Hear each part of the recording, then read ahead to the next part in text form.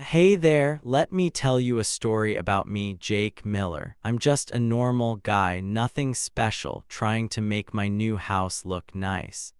I moved into this super fancy neighborhood a few weeks ago. It's the kind of place with big green lawns that look perfect all the time. The houses are huge and the rules, oh boy, there are so many rules. It's like everyone watches you through their windows, waiting for you to mess up. If your grass grows just a tiny bit too long, like half an inch, they'll stare at you like you broke the law. Crazy, right? I thought I'd fit in just fine. I mean, I'm a friendly guy. I wave at people, I smile, and I keep my yard neat. I wasn't looking for trouble. I just wanted to fix up my new place and live a quiet life. But then she showed up. Her name was Karen Baxter, and she was the boss of the HOA. HOA stands for Homeowners Association. It's like a club that makes rules for the neighborhood. Karen wasn't just part of it, she was the president. That means she was in charge of everything. And let me tell you, she acted like she owned the whole world. Karen wasn't like anyone I'd ever met. She carried a clipboard everywhere like it was glued to her hands. She'd walk around with it, writing stuff down, checking on people's houses. Her eyes were sharp and her glare, it was so mean it could melt steel. I'm not kidding. If she looked at you the wrong way, you'd feel like you did something bad, even if you didn't. Everyone in the neighborhood knew who she was. They'd see her coming and run inside their houses. Some people even whispered her name like she was a monster. "Watch out for Karen," they'd say. "She'll get you." But me, I didn't know any of that yet. I was new. I hadn't heard the stories. I didn't know she was trouble with a capital T. All I wanted was to fix my house and make it my own. I had big plans too. I was going to paint the front door blue because I like blue. I was going to plant some flowers in the yard, maybe red ones because they're pretty. And I was going to build a mailbox stand. You know, one of those little wooden things that holds your mailbox up. Nothing fancy, just something simple. I thought it'd be easy. Boy, was I wrong. It all started on a sunny day. The sky was blue, the birds were singing, and I was outside with my hammer and some wood. I just moved in, so my house still looked a little plain. The mailbox that came with it was old and rusty, leaning over like it was tired. I didn't like that. I wanted something new, something that said, "Hey, Jake lives here now." So I went to the store, bought some wood, and started building. I was excited. I had my tools out, my nails ready, and I was humming a little song. Everything was going great until Karen showed up. I didn't see her at first. I was too busy hammering. Bang, bang, bang. The wood was coming together and my mailbox stand was starting to look good. I stepped back to check it out, wiping sweat off my forehead. That's when I heard her voice. It was loud and sharp, like a teacher yelling at you in school. "What do you think you're doing?" she said. I turned around and there she was, Karen Baxter, standing on my lawn like she owned it. Her clipboard was in one hand and her other hand was on her hip. She looked mad, really mad. "Hi," I said, trying to be nice. "I'm just building a mailbox stand." I smiled at her, thinking maybe she'd smile back. She didn't. Her face got even grumpier. "A mailbox stand," she said, like it was the dumbest thing she'd ever heard. "Do you even know the rules?" I blinked at her. "Rules? What rule?" I mean, I knew the neighborhood had rules, but I didn't think they'd care about a little mailbox. It's just a box for letters. How could that be a problem? "I'm new here," I told her. I didn't know there were rules about mailboxes. That was the truth. When I bought the house, nobody gave me a big book of rules. They just handed me the keys and said, "Good luck." I figured I'd learn as I went. but Karen didn't like that answer. She shook her head and made a little tusk sound with her tongue. Well, you should have asked, she said. I'm the HOA president and I say what's allowed. And that, she pointed at my mailbox stand, is not allowed. I looked at my mailbox stand. It was just wood painted brown with a spot for the mailbox on top. It wasn't tall or weird or ugly, it was normal. What's wrong with it? I asked. I really wanted to know. Maybe I made a mistake and she could tell me how to fix it, but Karen didn't want to help, she just wanted to boss me around. It's too big, she said, and it's not the right color, and it's not approved. Her voice got louder with every word, like she was trying to scare me. I scratched my head. Too big, I said. It's not even that tall. I'd measured it 41 inches, which didn't seem like a lot, but Karen didn't care about facts. She cared about being in charge.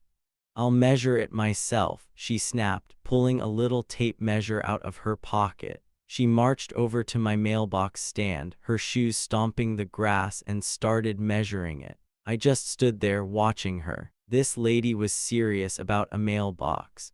Who gets this worked up over something so small? While she was busy, I looked around. The neighborhood was quiet.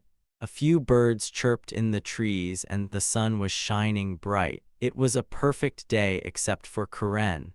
I wondered if everyone here was like her. Did they all care about silly rules, or was she the only one? I didn't know yet, but I was starting to think I'd moved into a strange place.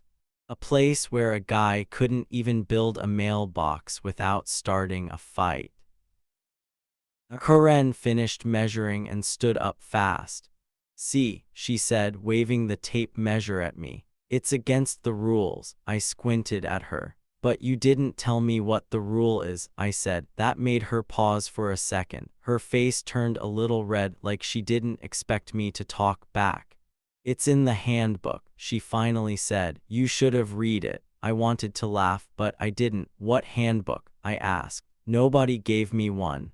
That was true, too. I didn't have any handbook. If there were rules, I had no way of knowing them. Karen didn't like that either. She huffed like a dragon about to breathe fire. Well, you'll get a fine, she said, and maybe worse. Worse? What could be worse than a fine? I didn't know, but I didn't like the sound of it. Look, I said, trying to stay calm, I just want a mailbox. I'm not hurting anyone. I thought maybe she'd understand. Maybe she'd see I wasn't a bad guy. But Karen, she wasn't the understanding type. She crossed her arms and stared at me like I was a bug she wanted to squish. That's when I realized something. This wasn't just about a mailbox. This was about Karen. She liked being the boss. She liked telling people what to do. And me, I was the new guy who didn't know her rules. I was an easy target. I could have given up right then. I could have said, okay, I'll take it down. But I didn't. I'd worked hard on that mailbox stand. It wasn't perfect, but it was mine. And I wasn't going to let her ruin my day. So I smiled at her again. I think it looks nice, I said. Maybe you'll like it too once you get used to it. That was the wrong thing to say. Karen's eyes got wide and her mouth opened like she was going to yell. But before she could, I heard a car engine. It was far away, but it was getting closer. I didn't know it yet, but that sound was the start of something big. Something Karen didn't see coming. And trust me, it was going to change everything. Here's a question for you. Have you ever met someone who thinks they own the whole world? Someone who bosses everyone around just because they can? Stick around, because this story, about to get wild. Karen thought she was in charge, but she had no idea what was waiting for her or for me.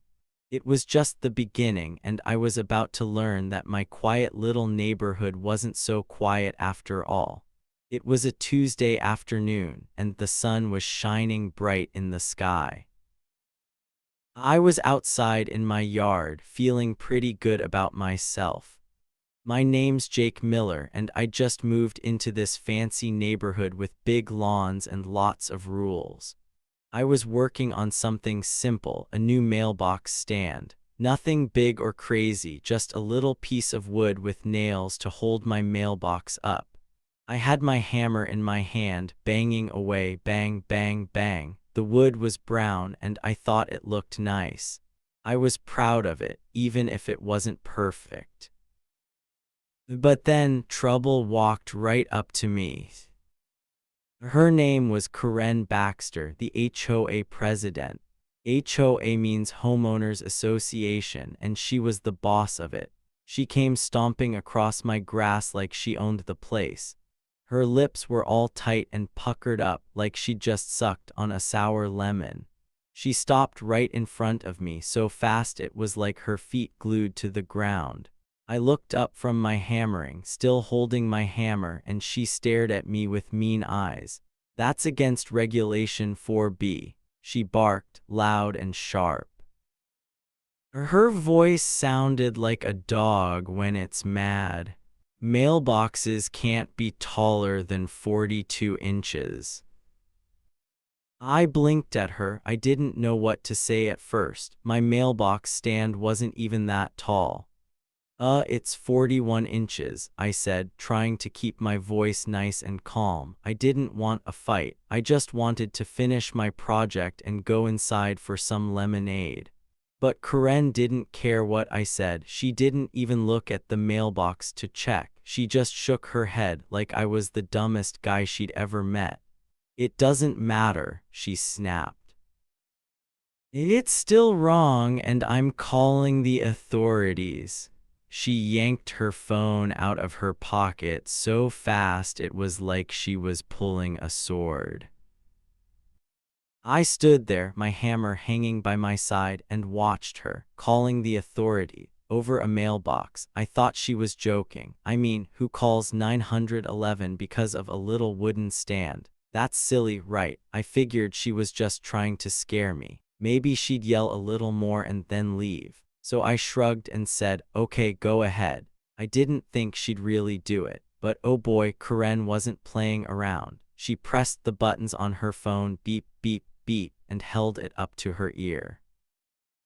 Her eyes never left me. She looked like she wanted to win a big prize for catching me doing something bad.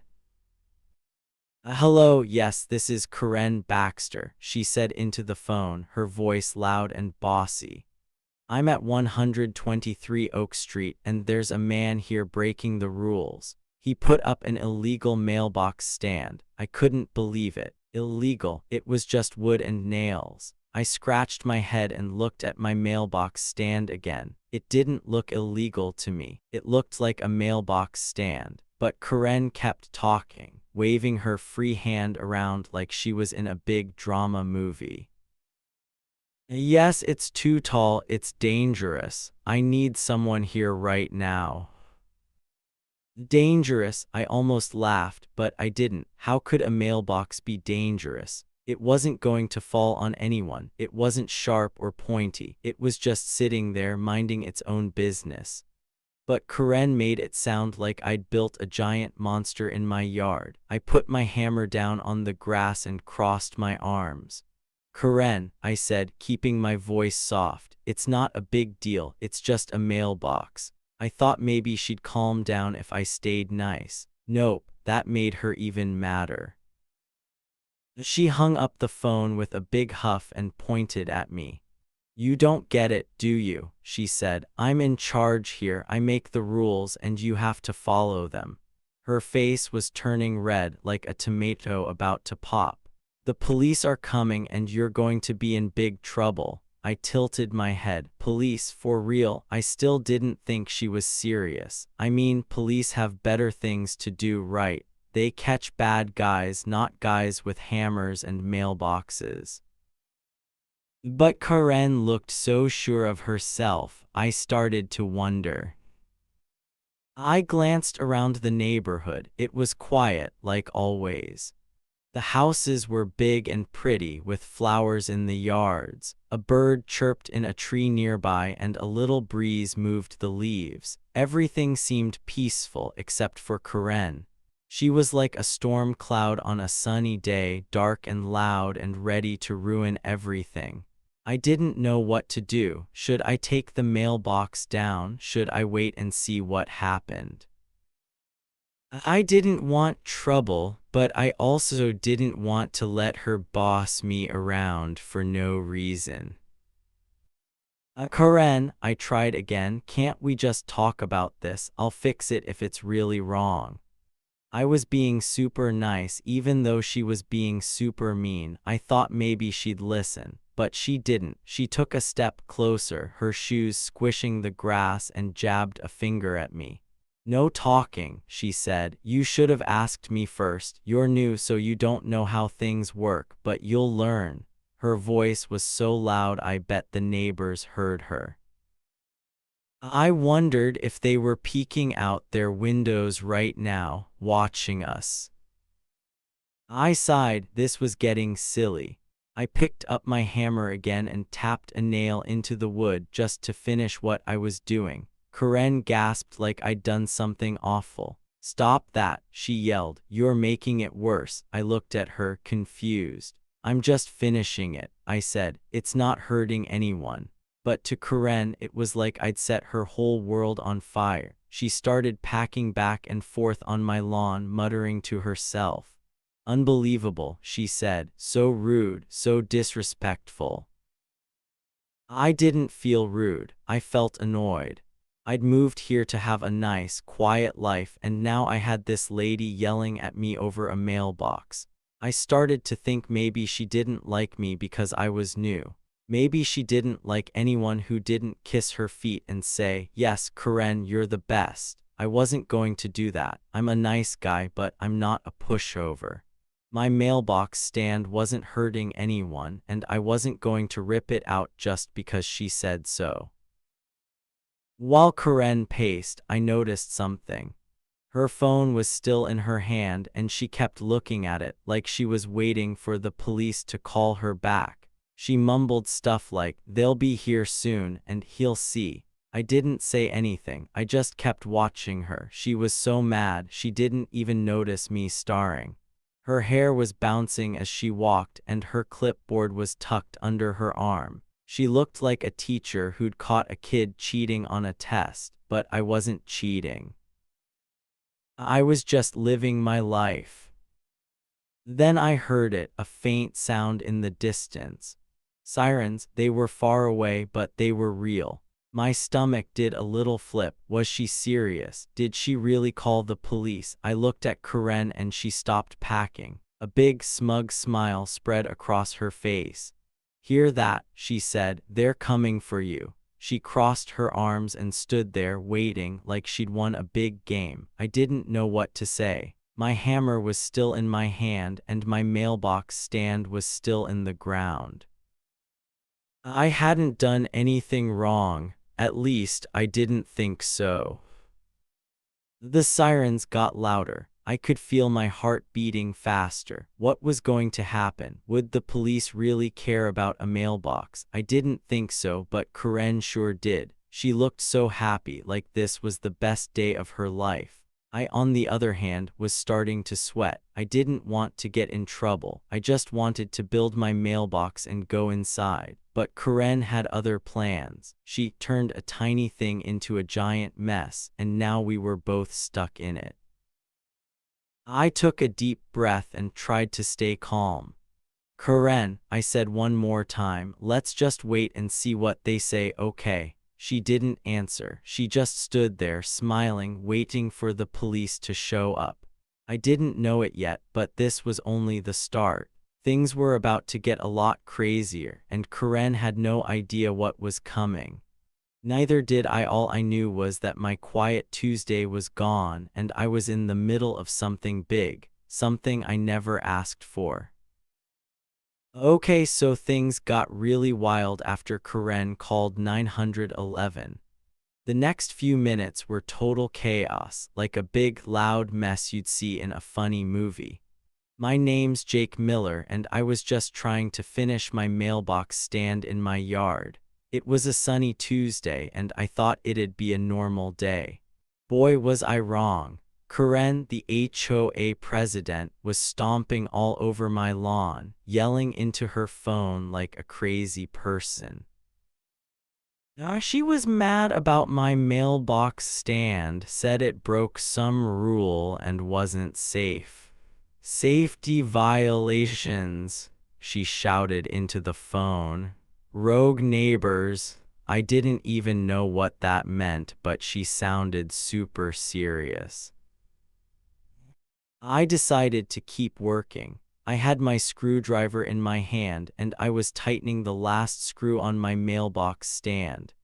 Bang, twist, done. I pretended Karen wasn't there, even though she was loud enough to wake up the whole neighborhood. She kept packing back and forth, her shoes squishing the grass, her voice getting higher and higher. He's a menace, she told the 911 operator. A menace, me? I'm just a guy with a mailbox. I wanted to laugh, but I didn't.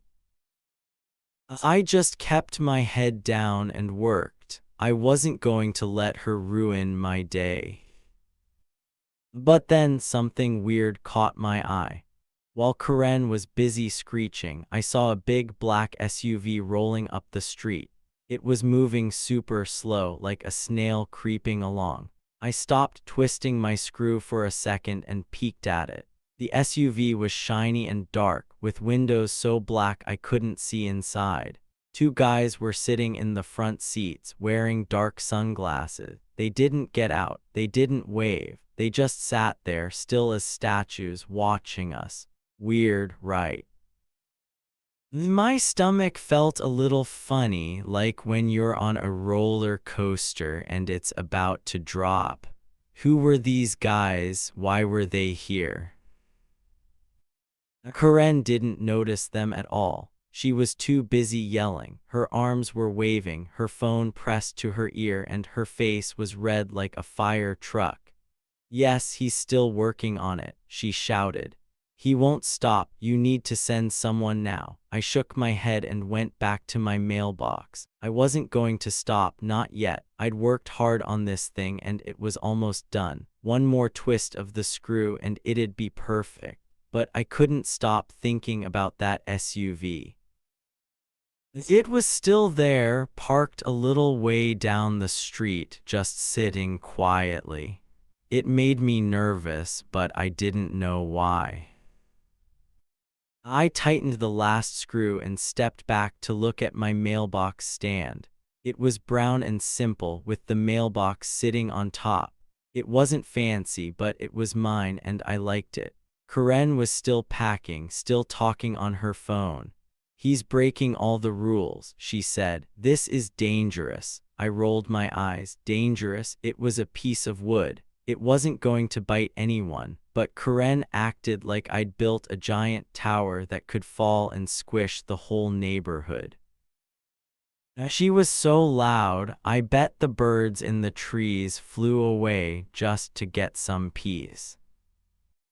I wiped my hands on my pants and glanced at the SUV again. The two guys were still there, still not moving. Their sunglasses made them look spooky, like secret agents in a movie. I wondered if they were watching me or maybe Karen. Maybe they heard her yelling and came to see what was going on. I didn't know, but it felt strange. Something big was happening and I could feel it in my gut. It was like the air got heavier, like a storm was coming, even though the sky was blue and clear. Karen finally hung up her phone with a big, dramatic sigh. She turned to me, her eyes narrow and mean. The police are on their way, she said, like she'd just won a prize. You're in big trouble now, Jake. She pointed at my mailbox stand like it was a bad dog. That thing is coming down and you'll pay a fine. I shrugged. Okay, I said, keeping my voice calm. We'll see what the police say. I wasn't scared, well, maybe a little, but I didn't think the police would care about a mailbox. They had bigger stuff to worry about, like catching robbers or helping lost pets. But then I looked at the SUV again and my heart beat a little faster. Those guys weren't police, at least I didn't think so. They didn't have lights on their car or uniforms I could see. They were just sitting there, quiet and creepy. Karen didn't see them. She was too busy staring at me, waiting for me to cry or beg or something. I didn't. I just stood by my mailbox stand, hands in my pockets, trying to figure out what was going on. The sirens were getting louder now, and I knew the police were close. But that SUV, it was a mystery, and it made everything feel weirder. Karen smirked at me. "You should have listened," she said. "I told you it was wrong." I didn't answer. I was too busy watching the street. The SUV hadn't moved, but I could feel those guys' eyes on us, even through their dark glasses. It was like they were waiting for something big. I didn't know what, but I had a funny feeling Karen was about to step right into it, and she had no clue. She thought she was the boss, the queen of the neighborhood, but there was more going on than she could see.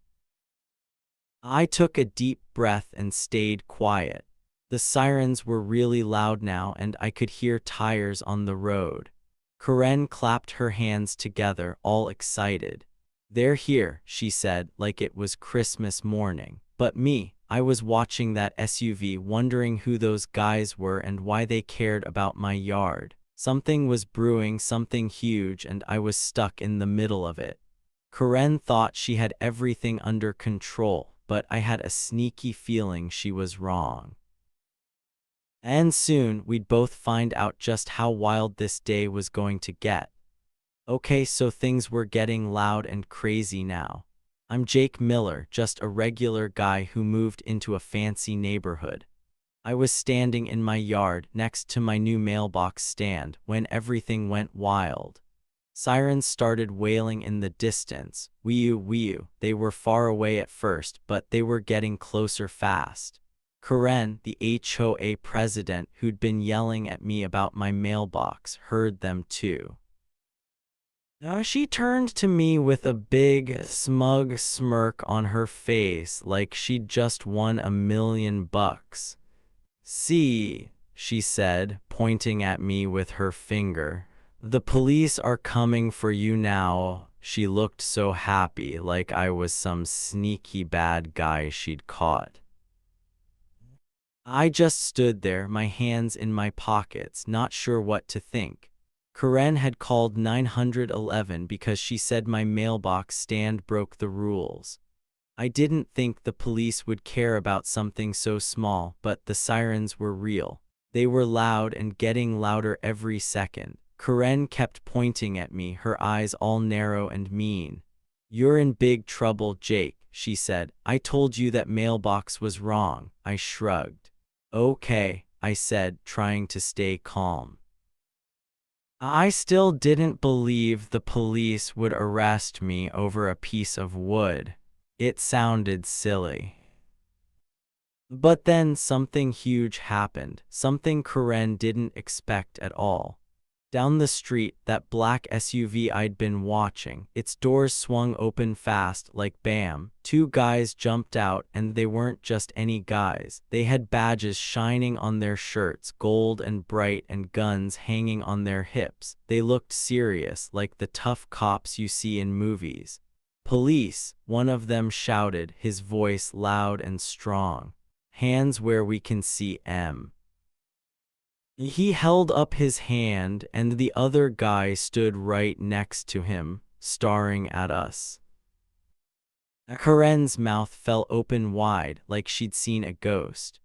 Her smirk was gone, poof, just like that. She wasn't smiling anymore. She looked confused, her eyes darting from me to the guys with badges. I raised my hands a little, not because I was scared, but because I didn't want any trouble. My heart was beating fast, though, thump, thump, thump. I didn't know what was going on, but it was big. Those guys weren't here because of Karen's phone call. Oh no, this was something way, way bigger. Here's the twist, the super cool surprise that made everything flip upside down. Those two guys, they weren't regular police who came because Karen dialed 911.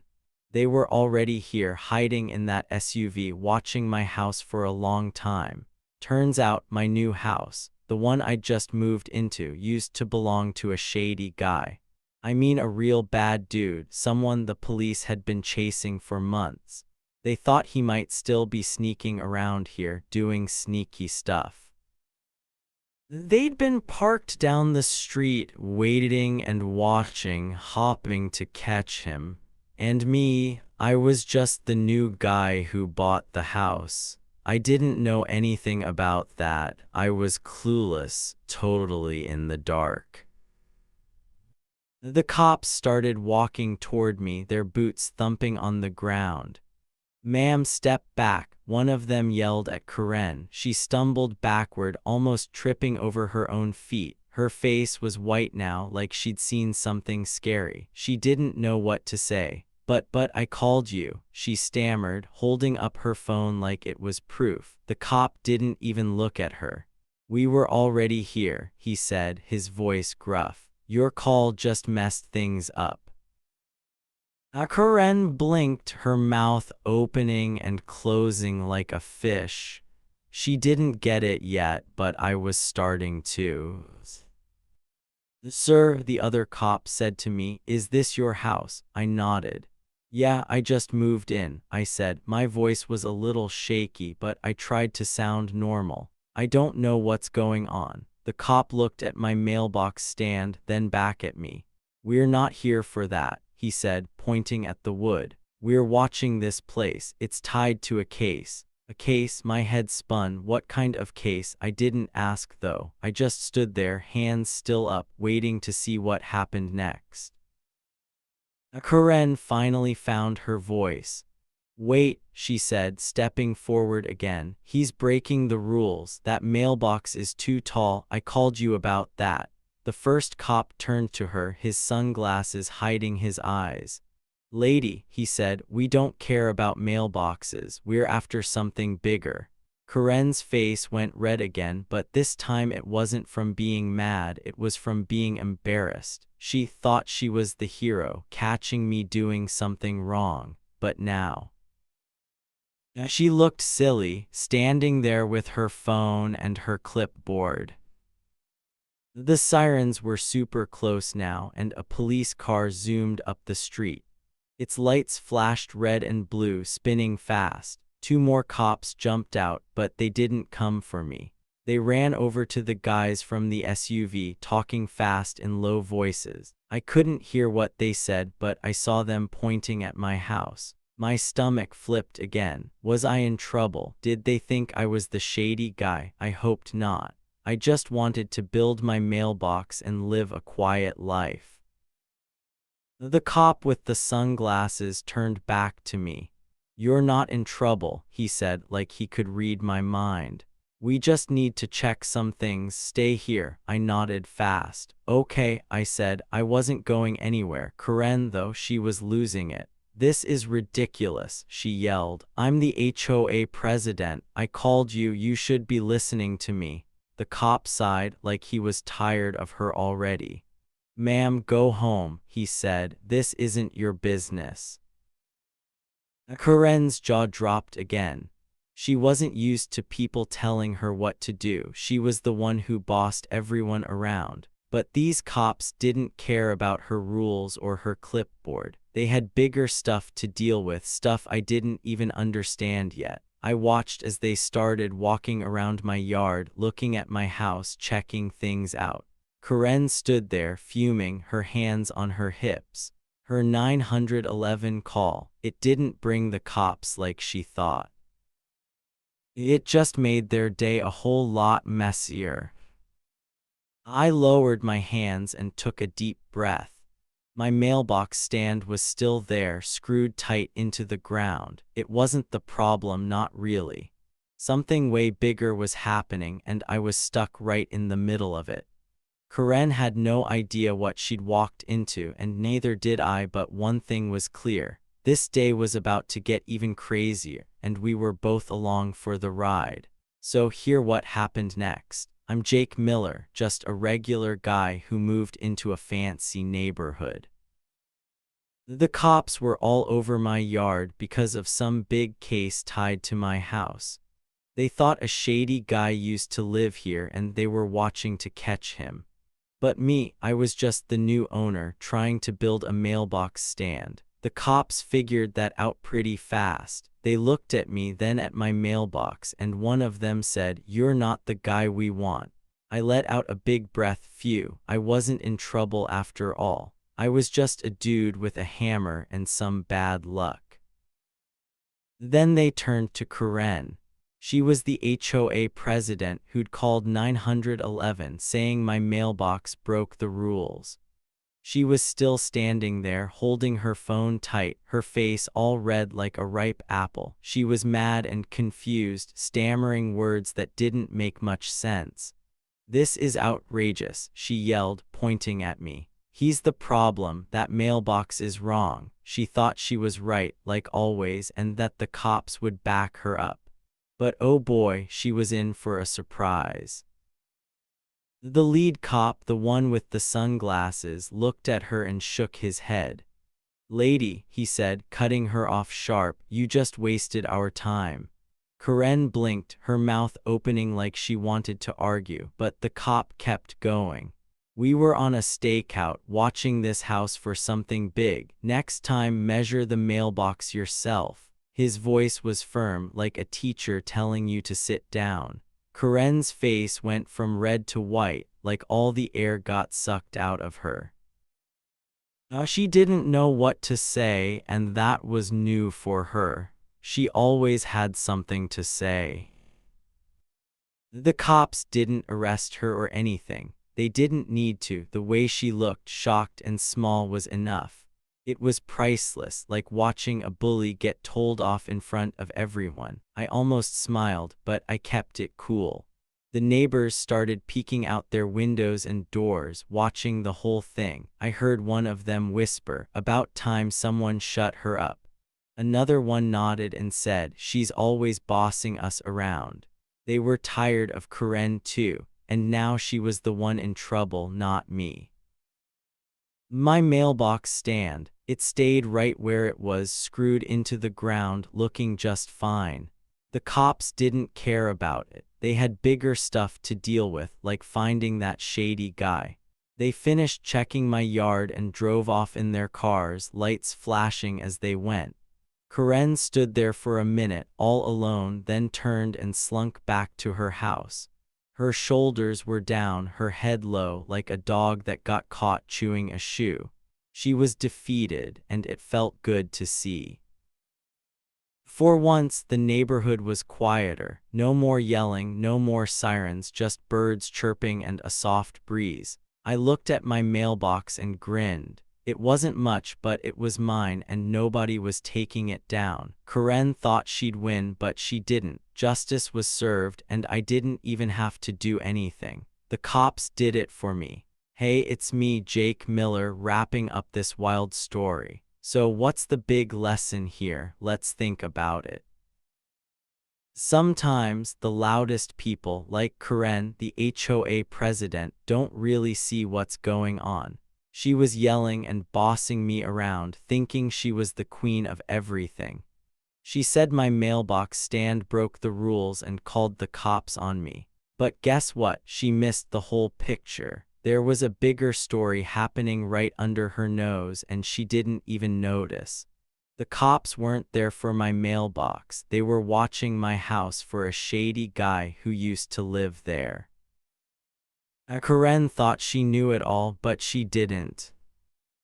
And me, I'm just a regular guy who moved into a fancy neighborhood. I didn't want trouble. I just wanted to build my mailbox stand and live a quiet life.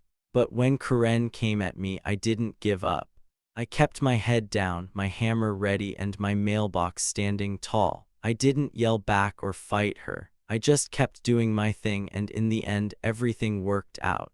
The cops told Karen she was wrong, and my mailbox stayed right where it was. That felt pretty good, I'm not gonna lie. So here's what I learned, and maybe you can use it too.